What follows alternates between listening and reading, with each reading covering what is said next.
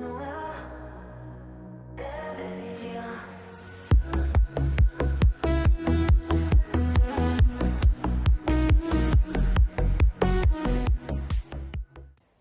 hola, ¿qué tal? Mucho gusto. Bienvenidos al programa de Neo TV. El día de hoy nos acompaña la doctora Marta Chávez, quien ha sido congresista constituyente, congresista de la República, también ha presidido el Congreso, siendo presidenta del Congreso de la República, candidata presidencial en 2006 y el día de hoy está aquí con nosotros. ¿Cómo está, doctora? Muchas gracias por Un venir. gusto, encantada. Bueno, primero quiero comentarle que es algo muy recurrente que estoy preguntando últimamente, que es ¿qué opina sobre la vuelta de la bicameralidad en el Congreso? Bueno, yo soy partidaria hasta ahora de la unicameralidad. No solamente porque participé, como bien ha recordado Ian, en el CCD, encargado de elaborar la constitución actual, la vigente, sino porque creo que los argumentos para cambiar de unicameralidad a bicameralidad, que son una mayor reflexión, los tiene como estructura prevista en la Constitución la unicameralidad, con la doble votación, con la obligación de que todos los proyectos de ley sean dictaminados, salvo excepción, ¿no? Que por ejemplo venza algún plazo, etc. Pero habida cuenta de la crisis política que existe en el país, que es indudable, que involucra al Congreso, que involucra al Poder Ejecutivo, al Poder Judicial, al Ministerio Público, vale la pena, creo, mirar el retorno a la bicameralidad, porque es lo que más hemos tenido a lo largo de nuestra historia constitucional. Vale mirarla como una oportunidad, ¿no?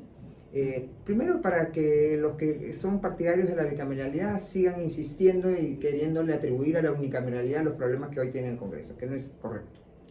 Entonces ahora ya vamos a saber, pues ya la pelota va a estar en la cancha de la bicameralidad para ver si es que el Congreso mejora. Yo espero que mejore, pero reitero, no me parece que sea por el modelo de la unicameralidad o la bicameralidad, sino porque los integrantes del Parlamento, sea unicameral o bicameralidad como va a ser en el futuro, se den cuenta que tienen que hacer las cosas mejor.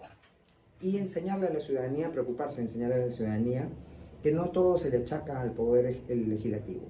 A veces la gente tiene mala percepción porque cree que el poder legislativo es el que custodia las ciudades, el que realiza las obras, ¿no? Y entonces no es así. El gran poder en el Perú es el poder ejecutivo, que tiene el uso de la fuerza a través de la Fuerza Armada y la Policía Nacional y que maneja la chequera del Estado a través del presupuesto, ¿no? Yo quería preguntarle si usted había sido congresista en el momento de convulsión, cuando Manuel Merino tuvo que tener el poder ahí en un momento. No, yo era en esos momentos, porque esa era parte, bueno, no, sí era, me estoy confundiendo. Yo fui parte del Congreso pequeño, diríamos, el que complementó el Congreso que fue elegido en 2016 y que fue disuelto por el señor Vizcarra, ¿no? El tema es que yo fui parte del Congreso que fue elegido justo en la pandemia, ¿no?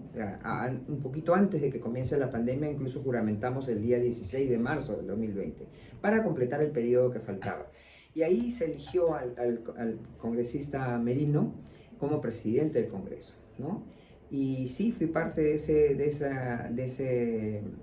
ese congreso y me di cuenta muy prontamente, en el mismo día de mi juramentación, cuando vi al señor Vizcarra gastándose todo un día presenciando la juramentación de los congresistas en el Centro de Convenciones de Lima, cuando en el interior del país había convulsión, había problemas, se había dictado esa tremenda medida del cese de actividades, ¿no?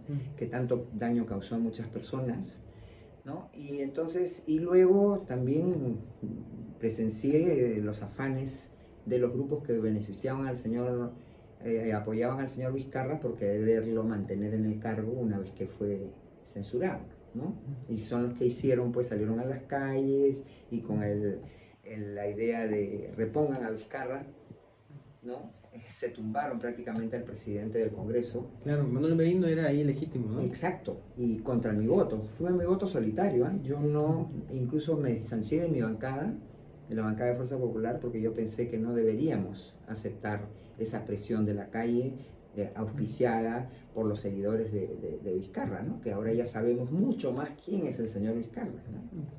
¿Cómo ve ahora el rumbo del partido fujimorista en las próximas elecciones? Que tendremos 40 partidos y eso. Sí, ya hay 43 partidos inscritos y creo que todavía faltan algunos por inscribir, pero bueno, Fuerza Popular pues sigue siendo para mí el referente de lo que debe ser un partido político.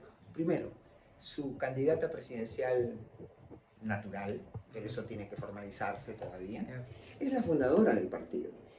Tiene 2 décadas en el fujimorismo, ¿no? No es como la mayoría de los otros partidos que se generan para las elecciones, con personas que alquilan inclusive partidos, que nunca los hemos visto, ni siquiera con una trayectoria destacada a nivel de su profesión previa a la aspiración política, ¿no? Entonces, yo creo que el fujimorismo es el partido que mejor posicionado va a estas elecciones y que mayor responsabilidad va a demostrar, porque está abriendo la posibilidad de llegar a concertar con grupos que, aunque sean nuevos, pueden adherir a los valores y principios que están previstos en la Constitución, como son la defensa de la vida desde la concepción hasta la muerte natural, la defensa y el reconocimiento de la familia y el matrimonio naturales, la defensa de la propiedad privada, la defensa de la iniciativa privada, la defensa de una economía social de mercado y de un Estado que debe ser eficiente, pequeño pero eficiente, que no debe competir con los privados, sino promover las condiciones para que los privados puedan hacer lo mejor y ser muy drástico y aplicar el poder de un Estado cuando esos privados burlan la ley, ¿no? Justo le iba a preguntar eso, porque yo lo escuchaba en una entrevista que le hicieron a usted también, Ajá. que mencionó que, claro, el fundador del partido debe ser el elegido natural para Sí. ser el candidato presidencial. O con 10 años. O con 10 años, por Sí, lo menos, sí. haber estado militándolo, ¿no? Exacto. Sí. Esto, ¿qué puede beneficiar? Porque ahora estamos viendo Sí. estos dichos vientres de alquiler, por claro, ejemplo, ¿no? claro. Primero, el prevenir de esta inmoralidad que significa el alquilar un partido. Por ejemplo, recién hace unos meses, o creo que recién apenas un año, el señor Hernando de Soto admitió públicamente que alquiló un partido en 2021 y no ha pasado nada. Ahí debían investigar con qué dinero y qué dinero pagaron, quiénes se beneficiaron, pagaron tributos o no pagaron tributos, ¿no? Más allá del tema y la carga ética, política de alquilar un partido, ¿no? Y yo creo que sí, siempre propuse eso, que haya una ligazón. ¿Por qué? No por terca, sino porque fundar un partido, militar en un partido, nos indica a los demás cuánta vocación política tiene una persona. No se trata de que porque yo soy un gran empresario y alguien me aplaudió y me dijo, ya, lánzate tú, pues ya, voy a hacerlo. Si no se sabe qué significa estar dentro de un partido, activar dentro de un partido, muy difícil que se va a poder administrar un país, ni siquiera un municipio, creo, peor un país. Claro. No, sí. Más bien, yo quería preguntarle también cómo fue su reacción después de las hazañas que hubo en el gobierno de Fujimori, por ejemplo, la captura de Gabriel Guzmán, Sí. o cuando implantó el Fujishock, ¿no? O cuando hubo este ataque del CENEPA, la guerra del CENEPA, por Sí, ejemplo, claro. ¿no? O el rescate de la embajada. O el rescate de la embajada de Japón, ¿no? Japón, Usted sí. en ese momento era presidenta secretaria, perdón, general del Consejo de Ministros, o era Yo congresista en el ese año momento? el año 92 fui secretaria del Consejo de Ministros. Hasta ahora he sido la primera, creo que es la única secretaria del Consejo de Ministros. Justamente 3 días después que el presidente Fujimori toma esa decisión irrepetible, muy difícil, pero que al final creo que yo considero que fue válida, incluso políticamente, porque el Perú no era viable como seguía, ¿no? Y lo demostró lo que pasó luego, ¿no? Tuvimos una nueva constitución, mantuvimos el programa económico, los parámetros macroeconómicos del país que perduran hasta ahora, ¿no? Y se logró pues tener mucha mayor claridad respecto del combate al terrorismo y lograr los acuerdos de paz con el Ecuador, ¿no? Entonces, en ese momento yo pensé, yo he considerado que fue para mí una suerte poder participar y apoyar al presidente Fujimori. No fue un periodo fácil, no fue un periodo fácil, pero por supuesto yo fui ya luego como miembro del CSD en el año 92 a fines, casi el 29 de diciembre, luego el 93, 94, 95 y luego vi la progresión de las cosas. Sí, yo considero que soy una persona que creo que el presidente Fujimori es el mejor presidente que ha tenido el Perú en toda su historia. Y cuando Pedro Pablo Kuczynski lo indultó al presidente Fujimori, ¿usted cree que eso fue para que la bancada fujimorista lo apoye al presidente? Yo creo que sí, porque fue una... Yo tengo una opinión, respeto las opiniones distintas. En primer lugar, Ian, yo siempre consideré que el presidente Fujimori no necesitaba indulto. Y yo lo hablaba con él. Presidente, usted no necesita indulto. Los indultos son para las personas culpables de delitos. Es el perdón de la pena, ¿no? Y los inocentes no necesitan indulto. Los inocentes lo que necesitan es un juicio justo, sin jueces odiadores, sin jueces que apliquen técnicas como la de la autoría inmediata, ¿no? Que no son aplicables en ninguna parte del mundo, porque si no todos los presidentes, comenzando por Clinton, comenzando por Bush, por quien sea, irían presos, ¿no? Entonces, porque significa que el presidente de la República es responsable porque debía saber todo lo que ocurre en su país. Esa ha sido la razón por la que condenaron al presidente Fujimori. Jamás ha habido una prueba de que él hubiera cometido un delito, que él hubiera ordenado siquiera la comisión de un delito, al contrario. Entonces, yo siempre le dije eso al presidente, pero cuando la familia, y yo siempre dije, esta es una decisión de la familia y de él mismo, yo no soy familia ni soy el presidente. Si ellos por razones de salud piden como una medida de emergencia el indulto, hay que respetarlo. Pero yo sí creo que el señor Kuczynski, si hubiera creído en el indulto, le hubiera dado apenas ingresó al poder. Y no hubiera esperado querer darlo cuando ya tenía investigaciones sobre sus vínculos con Odebrecht y por todas las otras cosas por las cuales incluso está procesado hasta ahora, ¿no? ¿Considera que las elecciones pasadas, ¿no? o alguna elección ha sido fraudulenta en los últimos años? Yo creo que sí. Yo creo que en 2016 hubieron perturbaciones, como por ejemplo las visitas que el señor Kuczynski como candidato hacía al señor Humala, y la decisión del señor Humala de, por ejemplo, declarar la inamovilidad del personal policial y las Fuerzas Armadas, impidiéndoles que voten porque se consideraba que esos son bolsones pro-fujimoristas, ¿no? Se les cambió de colocación, de provincia, no se les hizo turnos como otras veces, se declaró inamovilidad, estar presentes en sus bases y no moverse. Eso ya fue un tema. Y en el tema del año 2021 fue peor. Primero no tuvimos un Jurado Nacional de Elecciones completo, porque hubieron toda una conspiración, una urdimbre en el Colegio de Abogados de Lima, que impidió que se designe al quinto miembro del Jurado Nacional de Elecciones. Por lo tanto, con 4 miembros, el señor presidente del Jurado Nacional de Elecciones, que ya sabemos que ha sido defensor de terroristas, ya ha sido enviado al Jurado Nacional de Elecciones porque no lo querían en las salas en la Corte Suprema, el señor Salas, la redundancia, él dominaba, ¿no? Él tenía doble voto. Él votaba, empataban y él dirimía.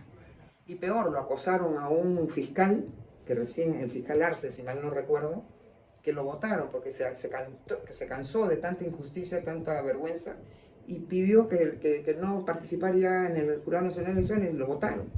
Recién ha logrado que lo repongan, porque lo votaron mal también, ¿no? Entonces, eso y otras cosas muy claras, Ian. No solamente repetir este tema de las Fuerzas Armadas y Policía Nacional que ocurrió en el 2016, cambiar los lugares de votación en el extranjero. Usted sabe, Ian, que en el extranjero votaron en un colegio en la primera vuelta y a pesar de que era previsible que hubiera una segunda vuelta, cambiaron de local, no avisaron bien, y entonces la gente a veces se iba al antiguo local donde votó la primera vez y no, quedaba kilómetros y kilómetros más allá. ¿Cuál era el argumento? De que no era posible haber hecho el contrato para la primera y una posibilidad de la segunda vuelta, como si la segunda vuelta era evidente. Y va a haber segunda vuelta, porque acá en el Perú se necesita ganar con 50% más un voto para ganar la primera vuelta, y eso es muy difícil. Entonces, y he visto, aparte de eso, Ian, tengo pruebas de actas con la misma firma, la misma mano, en Amazonas y en el Cusco. Tengo actas en el que en el Cusco, en la primera vuelta, hubieron votos para Keiko, para Porqui, para Castillo, etc. Y en la segunda vuelta, todos los votos para Castillo. O sea, los que votaron por Porqui, los que votaron por Keiko en la primera vuelta, en la segunda, todos votaron por Castillo. Eso es imposible.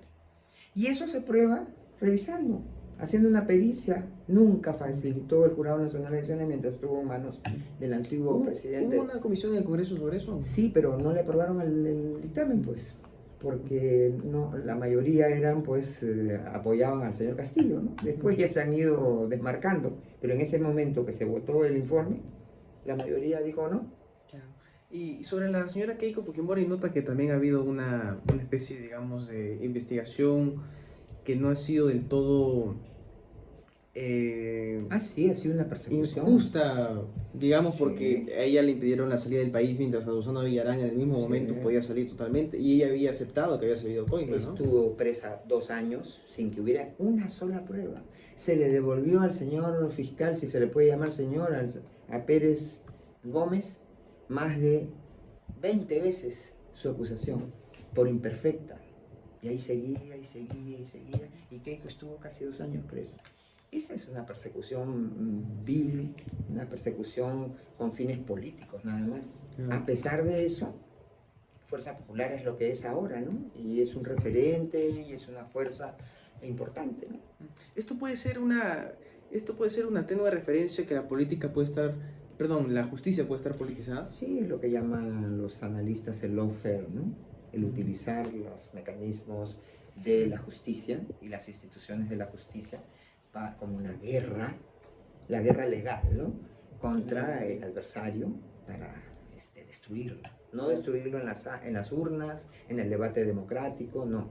Utilizar, y acá se ha llenado el Poder Judicial, el Ministerio Público, de gente inepta como el señor Pérez, que ya era presidenciable. No hay que olvidar, Ian, hace 4 años el señor era presidenciable. Fue el Pérez Gómez, claro. Ah, mire. Claro. Bueno, se ha metido con mucha gente, ¿no? Se ha metido con Toledo, con Ollanta, con Keiko y con Bueno, Pedro pero Picard hay que cosas con Ollanta, bien metido, y no lo suficiente, con Toledo tampoco, ¿no? Porque ellos sí han tenido cargo ejecutivo, Claro, han intercambiado contratos millonarios por coimas. Keiko nunca ha sido gobierno. Claro, no ha manejado tampoco dinero público. Nada. Y es más, es cierto que hubo, porque es cierto que hubo omisión en la declaración de fondos de campaña. ¿Por qué? Porque a veces las personas que donan dicen, no quiero que se me mencione, porque después viene la persecución a través de SUNAT, a través de todo el aparato estatal. Hubo, pero eso no es delito, y además está probado que los dineros de estas personas son lícitos. Entonces esa figura de lavado de activos no cabe. No como Ollanta, que recibía dinero de Chávez. Exacto, robado al pueblo venezolano, y que tantas muertes ha significado, porque valeroso pueblo venezolano ha combatido ese gobierno corrupto y malvado, ¿no? Hablando de su experiencia como parlamentaria, ¿cuáles han sido las mayores dificultades que tuvo?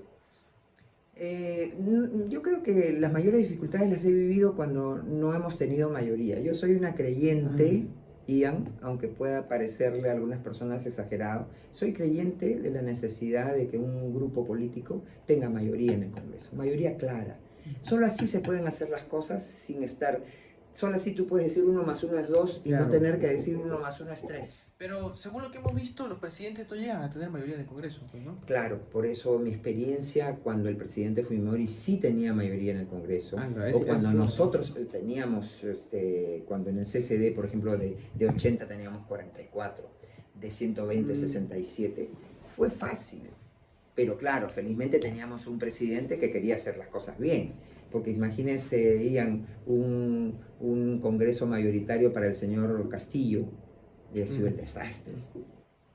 Claro. Entonces, pero yo he vivido momentos de mucha, diríamos, posibilidad de hacer bien las cosas, cuando teníamos el gobierno del presidente Fujimori y teníamos una mayoría dada claramente por el pueblo, sin artificios, sin fraudes, con todos los procesos electorales revisados y administrados por los observadores nacionales e internacionales, con siempre mi reto de decirle a las personas que denunciaban alguna irregularidad: junten todas las actas de los partidos de oposición a ver si, sumando sus votos, hay alguna diferencia de los que tiene el partido de gobierno. Van a ver que se confirma que el partido de gobierno ganaba las elecciones pulcramente, ¿no? Cosa que no ha sucedido luego y cosa que no ha sucedido cuando el Congreso ha sido tremendamente dividido, con 12 bancadas donde nadie tiene mayoría absoluta. Es muy difícil trabajar. Sí, pues. Coménteme, ¿cómo fue cuando usted estaba candidateando para la presidencia de 2006? Sí. Bueno, esa fue una candidatura de emergencia, ¿no? Nuestro candidato natural, y lo presentamos así, fue el presidente Fujimori. Pero en ese momento, Ian, 2006, el presidente no tenía una sola acusación siquiera judicial, menos una sentencia. Sin embargo, el Jurado Nacional de ese momento, el Nacional de Elecciones, aceptó una tacha, cuando la Constitución dice que solo las personas sentenciadas por delitos pueden tener limitada su capacidad como ciudadano, ¿no? El presidente Fujimori no tenía ninguna acusación, no tenía ninguna sentencia, y sin embargo lo tacharon. Y ahí fue que tuve que entrar yo, ¿no? Al considerar el partido que yo podía captar lo mejor posible. Keiko no tenía la edad todavía para ser candidata, porque si no yo hubiera votado porque ella sea la candidata, ¿no? ¿Fue Alianza por el Futuro o Cambio 90? Alianza por el Futuro, pero formada por Cambio 90 y por Nueva Mayoría. La alianza de los dos partidos que venían trabajando desde el año 92.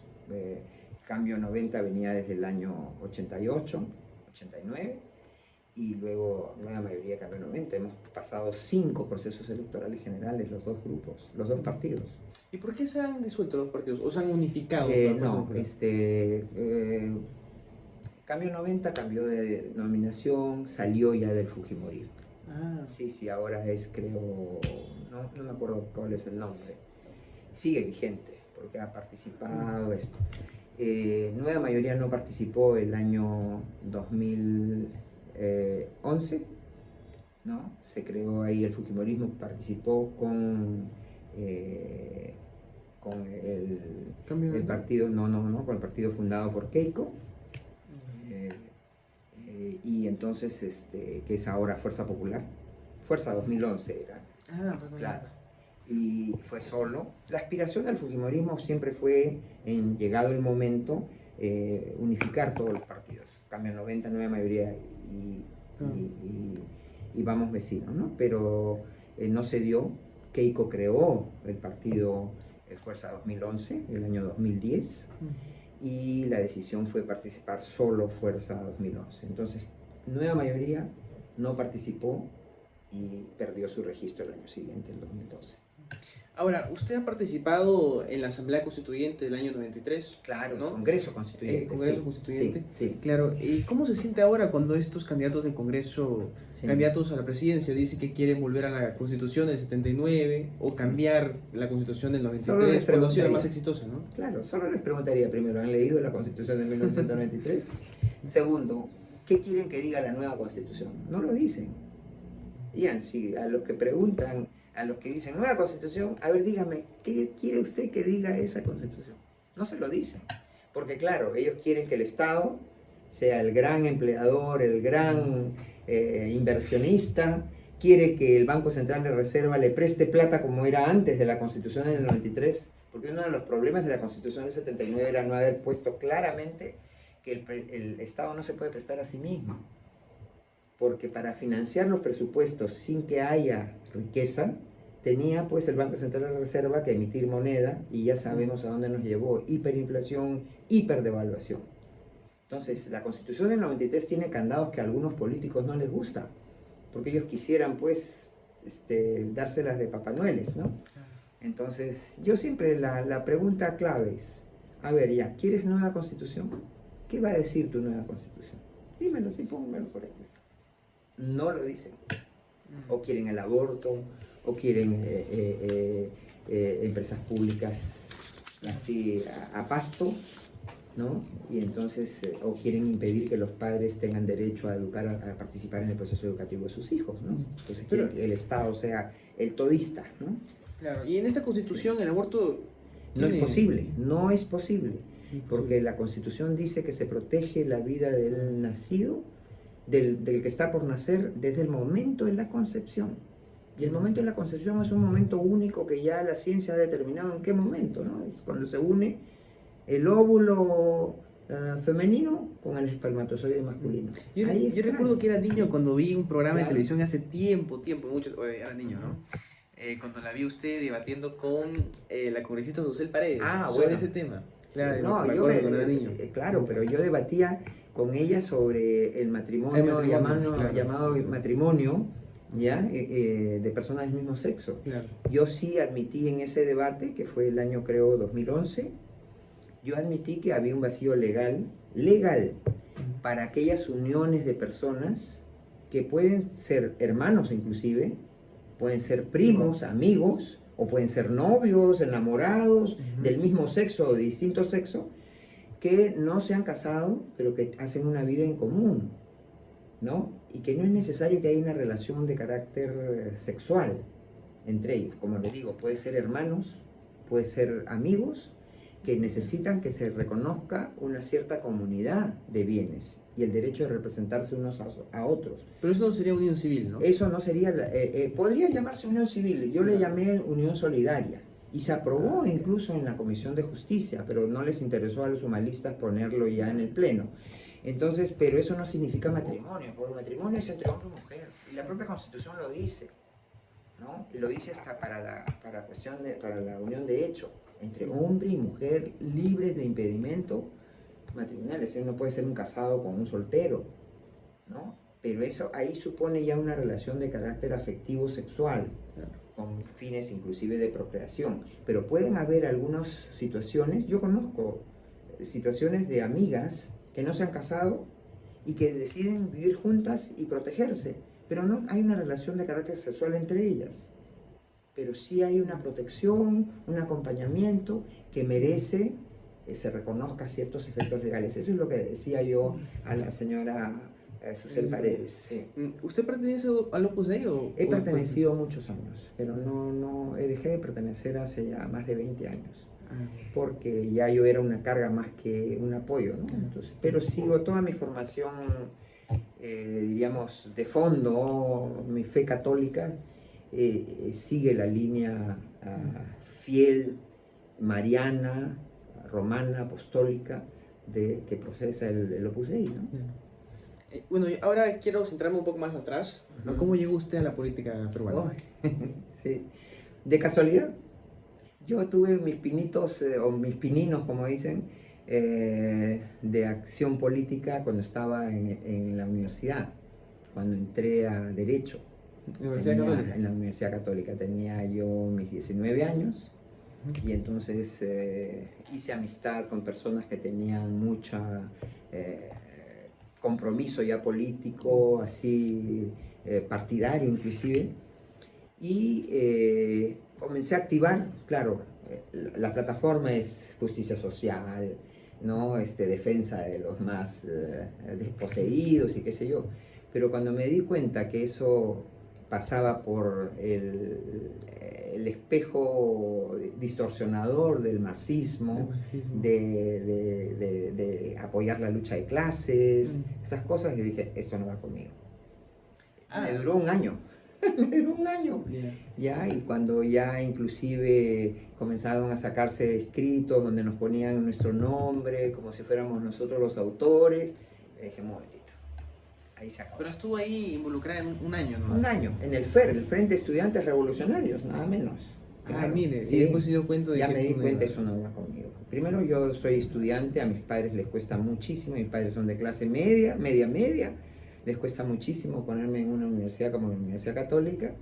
Mi trabajo es ser buen estudiante, y dije no, porque vi que algunos compañeros muy buenos estudiantes dejaban prácticamente de estudiar por activar políticamente.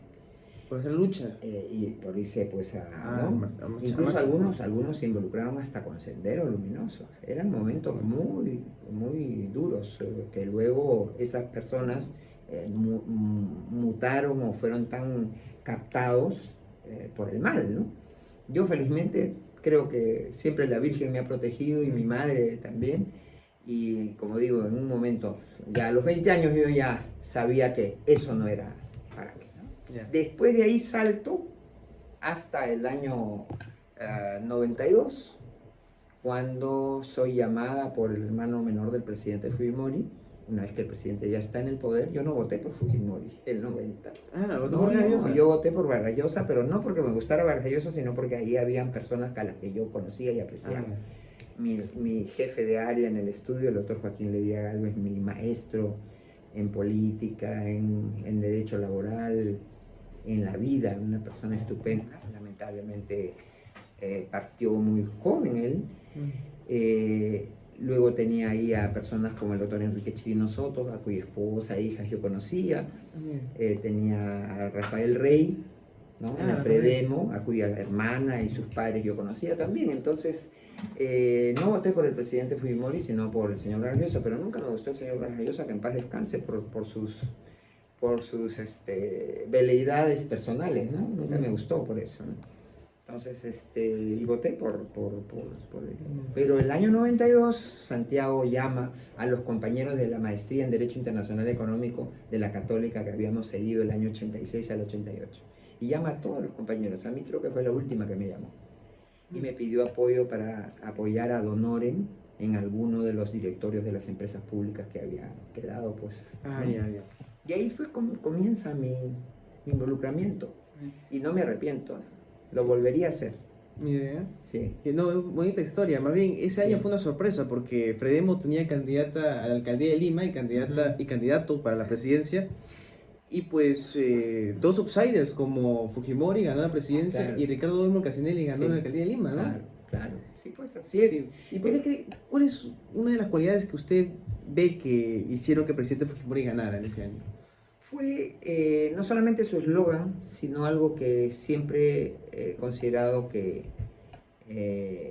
era en la realidad.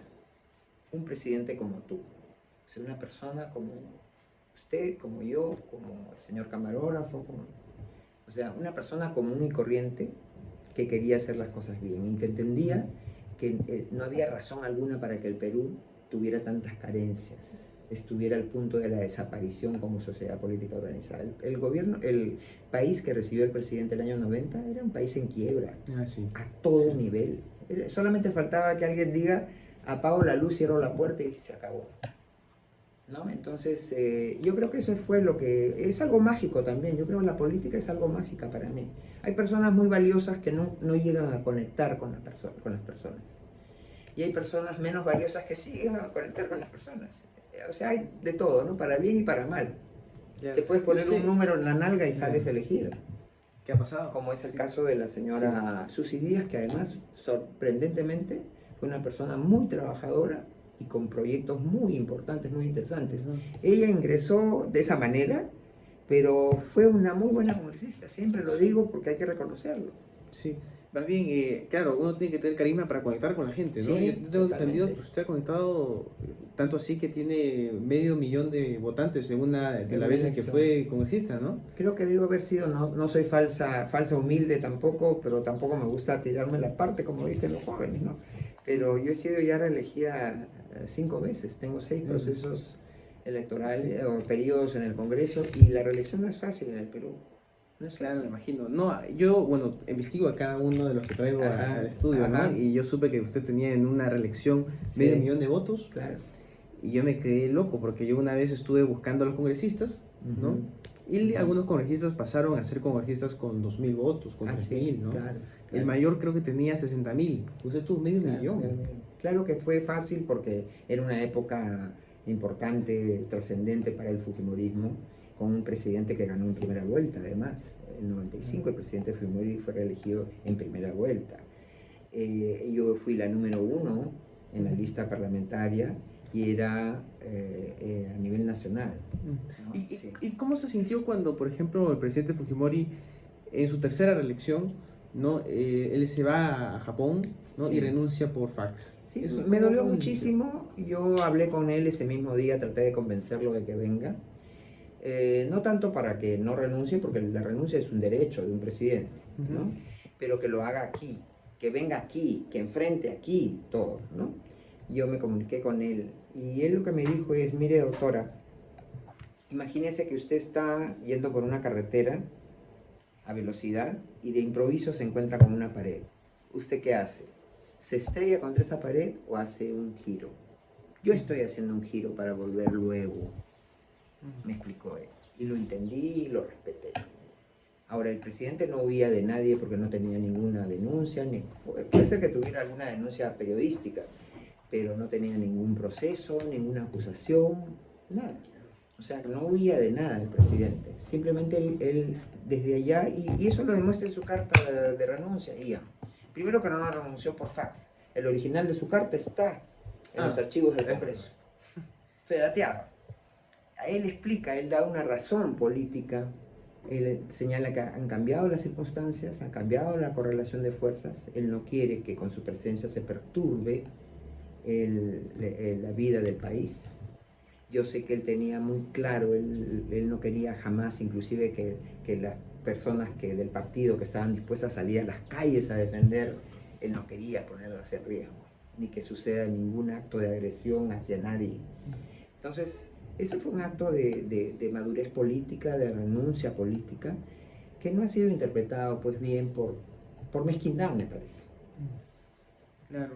Y más bien, yo quiero mencionarle también, porque la gente se olvida que usted ha sido la primera mujer en ser presidenta del Congreso de la República, bueno, ¿no? En los años de la República. Me honra eso.